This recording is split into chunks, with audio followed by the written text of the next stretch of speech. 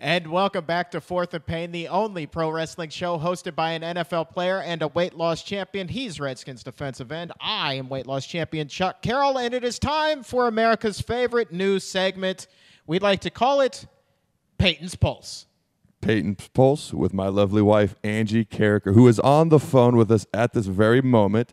So, Angie, first of all, I miss you. I am here at camp. You're taking care of the kids back home, so thank you. I was wondering, what is the pulse on Peyton out there in Colorado these days? Peyton who? He's not even existing on the news. It's all Missy Franklin and Olympics and Michael Phelps. He's nowhere to be found. No, so he's been replaced. He was dominating the coverage, but now all of a sudden he's been replaced? Yeah, by a 17-year-old girl. Poor guy. I love the things that she could say that I could never say and get away with. This is great. And there's our headline for the show: Peyton Manning replaced by 17-year-old girl. Wow. How's everything else? How are the kids doing? Good. Okay. All right. Well, I'll let you get back. I know you just put them down for a nap, so thanks for calling in. I appreciate it, sweetie. You're welcome. Angie Carriker, Peyton Pulse, thank you so very much. We will speak to you next week. And wow, that may have been the shortest segment in the history of radio. But there's so many headlines you could take from that, and who can get mad at her? She's the wife. So how do you get mad at something like that? If I said that, it'd be big news. But Peyton who? I love it. He's been replaced by a 17-year-old girl. Oh my God. Wow. That was definitely entertaining. If I'm Peyton Manning, I don't know how I feel about that. I think he probably wouldn't mind whatsoever. He probably just wants to get to work. He probably just wants to focus on football. And if they want to focus on somebody who's over in London winning Olympic gold medals, I think he's going to be okay with that. I would hope so. I think actually it might be a little bit of a relief to him just to get a little bit of that scrutiny off of him. I would agree.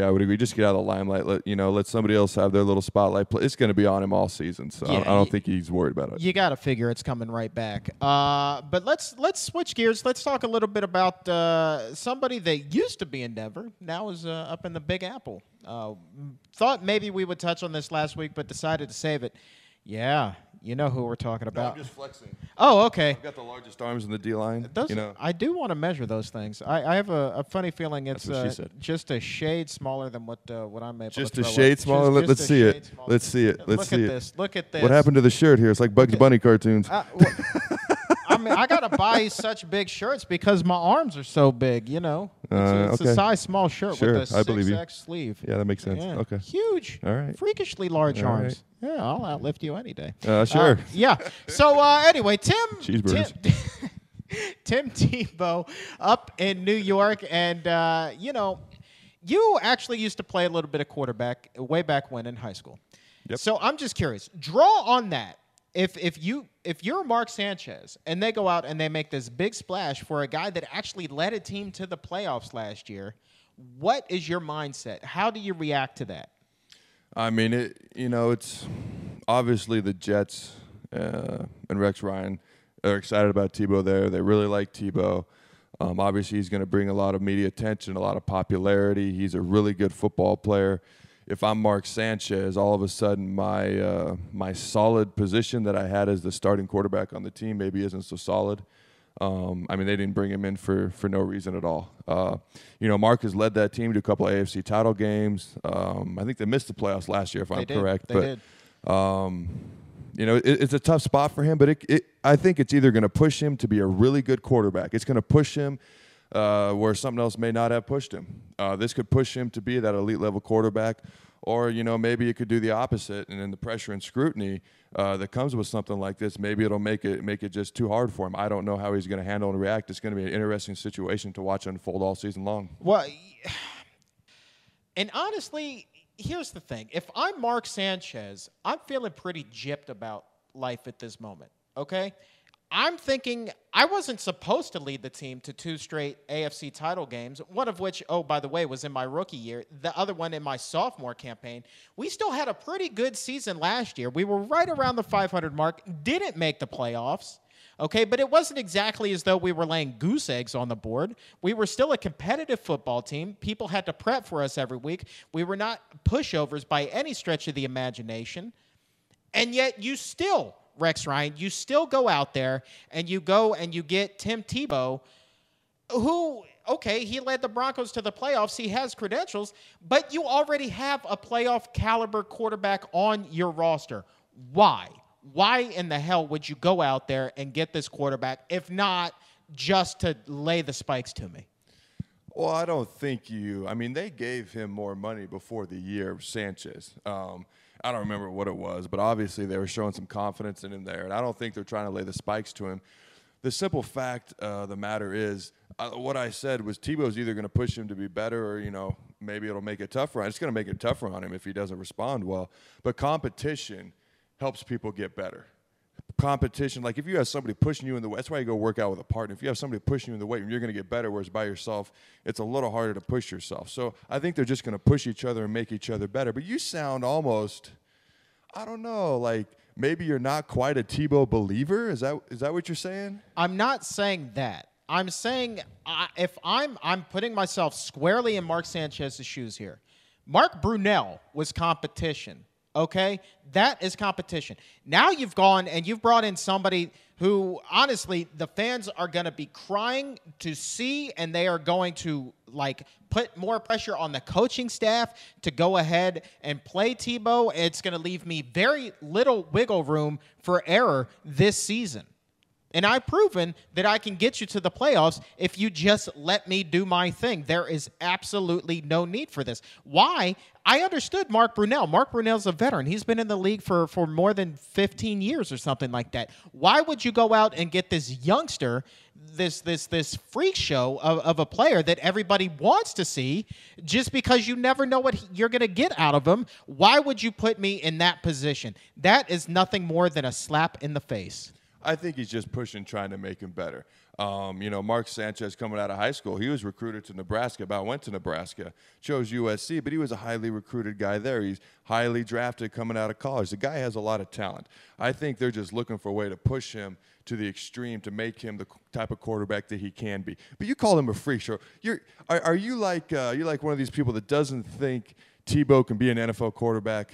I think I'm not saying that he can't be. He obviously proved that he could be. I'm just saying Super Bowl winning quarterback, because obviously he's a playoff quarterback. That's a bold statement. He'd need an awful lot of the good Lord's power to get him through the Super Bowl. But see, I think Tebow, he won, if I'm not mistaken, he won state championships in high school. And then he helped. Chris Leak was a starting quarterback, but he came in and ran many Wildcat type plays his freshman year, which is what they plan on doing, or so they say in New York to this point with him. Even in on punt protection. Watch out for those fake punts, by the way. But the guy won 2 national titles in college. One as a freshman, one as a senior, and he was a game away from playing for a third one his junior year. And then the Broncos, we live out in Colorado, and we may not be there during the season, but we get the feedback from our friends. The Broncos were struggling during the season last year, and Tebow, the difference was when he came in, all of a sudden they started winning. They went to the playoffs, and they shocked the Steelers in the playoffs. The main difference was Tebow and what he got the rest of that team to do, the defense, the running game, the inspiration that he brings. Are you saying that Mark Sanchez didn't do that his first 2 seasons with the Jets? Again, they weren't supposed to make the AFC Championship game. They came within a whisper of making the Super Bowl. Within a whisper. 2 years in a row. Are you saying that Mark Sanchez is not capable of being that guy? No, I'm saying the exact opposite. I'm saying he is capable. I'm saying they want the competition to bring out in him what he is capable of doing. I mean, he's shown that he can take him to the AFC title game.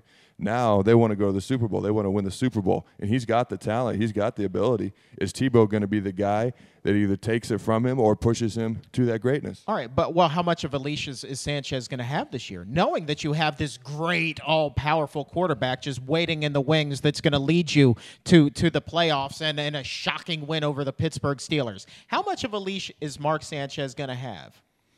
I don't think, let's say Sanchez gets hurt and Tebow goes in, And I don't think Tebow would have a long leash because when Sanchez comes back, they would want Sanchez. I think it's just going to be a thing where they push each other constantly.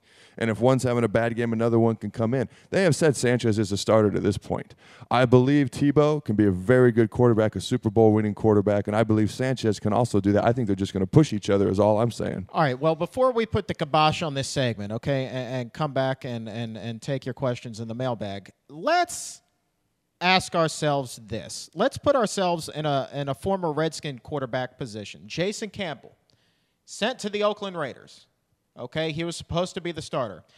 Plays literally 6 quarters of decent football before he gets pulled for, I think, gosh, who's the bald guy? Starts with a G, Gronkowski, Garbage, Slapich-Gabichko. Well, hold on. I thought you talking about out in Oakland or what happened here? No, out in Oakland. When I thought he played well, got hurt, and then they brought in Carson Palmer. He threw 2 picks in a game. They came out in the second half of week 2 and replaced him. Okay, that's the kind of pressure that I think that Mark Sanchez is going to be facing up in New York. It's unfair. It's unrealistic to put. It's. I understand it's a sport. I understand it's a business. Is it going to push push where him you're going or break him? But I am. Let me tell you something. I am a pillar of honesty. I am all about truth and the American way. Damn it. That's why my friends call me Superman. The bottom line is Mark Sanchez. Nobody calls you Superman. Yes, they do. Everybody but you. And let me tell you something. Nobody calls you Superman. Everybody calls me Super. I got the S on my chest, and you know what the S stands for? Awesome. Stupid. Get off of me. Get off of me. At least I know the address to my house. S stands for awesome? Get off of me. How does S stand for awesome? I know the S is silent. But what I'm saying here. Some is not it's silent. It's silent, damn it. It's silent. Awesome? It's from the Greek for I'm better than everybody else. And here's the thing. I think you just turned heel. I think you just turned heel on us. I'm pulling a CM Punk. And here's the thing, okay? Here's the thing. We're over time, by the way. I don't care. I don't care because I got to stand up for my boy Mark Sanchez, who's just getting shafted right now. You might want to stand up on those phone books you're sitting on right now. Man, I'll get up on a friggin' soapbox. I will get up on a soapbox, and I will scream this to the high heavens. Mark Sanchez got the absolute shaft up in New York, and if I'm him, I'm on the phone with my agent, and I'm saying, dear agent, trade me. Trade me. Get me out of here. I want to go somewhere where I'm respected. Let me go somewhere where I'm respected. I would go so far as to say he would be a fine fit in Miami. Well, they just drafted a quarterback, Ryan Tannehill, number 8 overall, so that makes no sense. It makes perfect sense because he is the best quarterback in the National Football League. Well, then you're giving Ryan Tannehill the shaft. Then you're giving Ryan Tannehill the shaft. He's a rookie. He deserves it. You just contradicted yourself. I am a believer in Mark Sanchez. The S is silent. This is Fourth and Pain. We'll be right back. I'm going to kick those phone books out from underneath you.